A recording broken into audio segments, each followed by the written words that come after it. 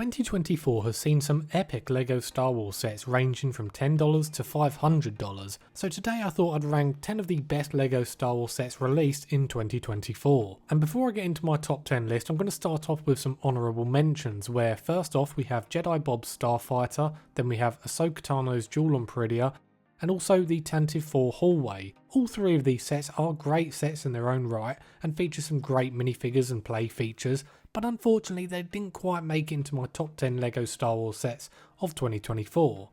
So now we'll move into 10th place, where we have the Ambush on Mandalore set 75373, which retails for $20 in the US. I think it's a well balanced battle pack that features a nice terrain build where you can have your opposing factions battling it out.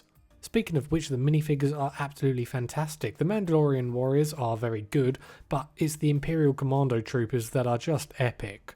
The helmet mould really is something special, as well as the printing on the torso and legs, and I really do love the colour scheme to the Imperial commando troopers. What I love about this LEGO set is that it can be paired with the Moff Gideon v Paz Vizsla set. It's really cool to be able to put these LEGO sets together. It's just another extra play feature which I do really appreciate.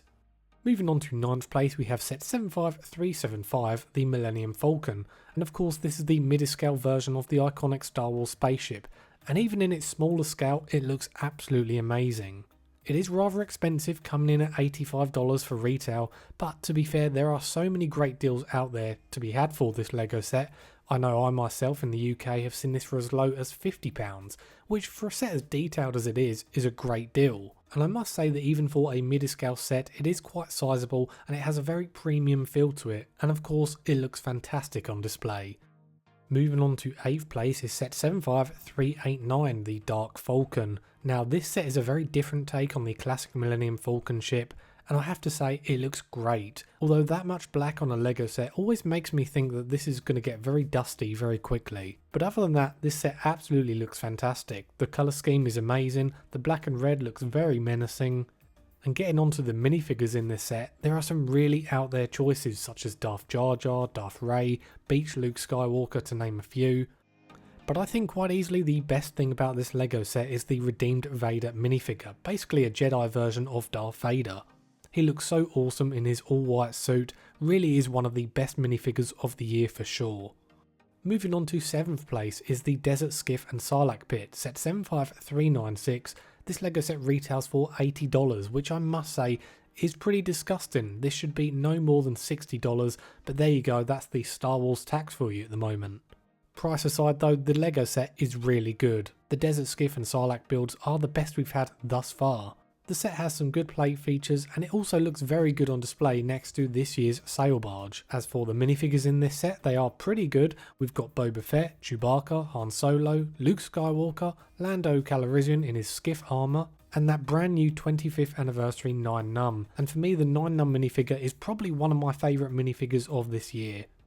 Next up at 6th place, we have set 75386, the Paz Vizsla v Moff Gideon battle, which retails for $40. This LEGO set is everything LEGO Star Wars used to be. A well priced LEGO set that's under $50, has a great build experience and also some really nice minifigures. I think it is a really underrated LEGO set. Personally, I love the bunker shield door build. You'll have great fun building it and playing with it, and accompanying it are full minifigures, all exclusive, Moff Gideon in his brand new Mandalorian armour, Paz Vizsla and 2 Praetorian guards. Moff Gideon in that new Mandalorian armour looks insanely good. That jet black armour with the horns on the helmet. I personally predict this will be a really desirable minifigure when this set does eventually retire. At 5th place is set 75391, the Captain Rex Y-Wing Microfighter, which is priced at only $13. LEGO listened to the fans when they said they wanted a cheap Rex minifigure, which you have to applaud. It really isn't great to have a fan favourite character like Rex locked behind a $500 paywall like he was in the UCS Venator. And the minifigure itself is pretty good, although the leg printing is a massive problem for me. Definitely should have come with a waist cape instead, but that's a topic for another occasion. The Y-Wing as well is also a really neat little build, easily my favourite microfighter we've had thus far, and this set is a must have for any LEGO Star Wars fan. In at 4th place is set 75394, the Imperial Star Destroyer, which retails for $160, which when you compare it to the $180 Darkfulcon can seem like quite a good deal. The build though is definitely smaller compared to previous versions of the ship, and the interior is a lot smaller and it looks rather messy in my opinion. I will say though that although the Star Destroyer should definitely be a little bit longer, it does look very clean in terms of the exterior, and this will look fantastic on display. The minifigures are also pretty good, though I would have preferred this set to have another extra Stormtrooper. The fact that this set only comes with one Stormtrooper for $160 isn't on in my opinion. The set also features some Imperial officers, Darth Vader, and the highlight of the minifigures has to be the 25th anniversary Cal Kestis, a character that many fans have been crying out for years.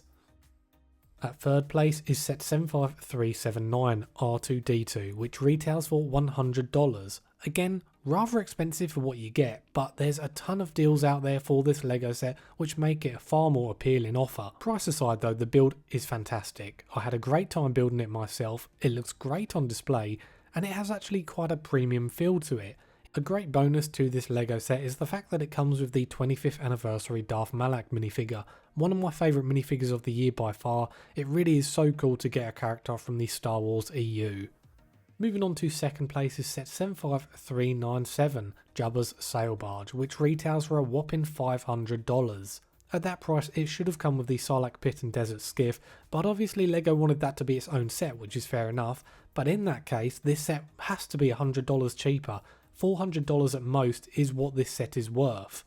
Especially when you consider Rivendell, one of the best ever LEGO sets, which is the same price as the Sail Barge, comes with nearly double the minifigures and 2,000 more pieces, so the price is just so out of whack for this LEGO set.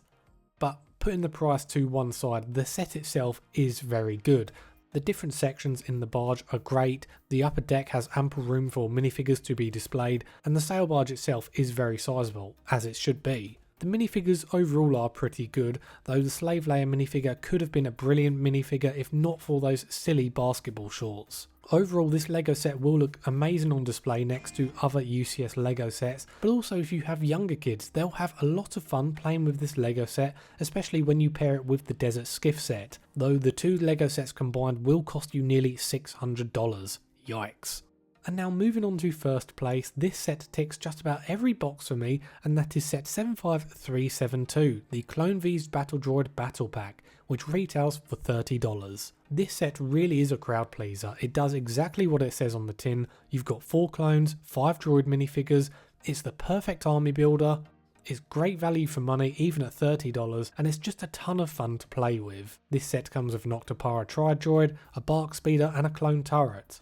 You get so much for your money with this LEGO set. It's a perfect way to army build both Republic and Separatist armies, and it's also very refreshing to get some regular Phase 2 clones. Even though all the other clone legions are very cool that we've had over the last few years, when you're army building, you want the bulk of your clone army to be made up of those regular Phase 2s. This set is also a testimony to LEGO listening to what LEGO Star Wars fans really wanted by giving us arguably the best prequel era battle pack thus far. So there we have it guys, 10 of my favourite LEGO Star Wars sets of 2024. What do you think to this list?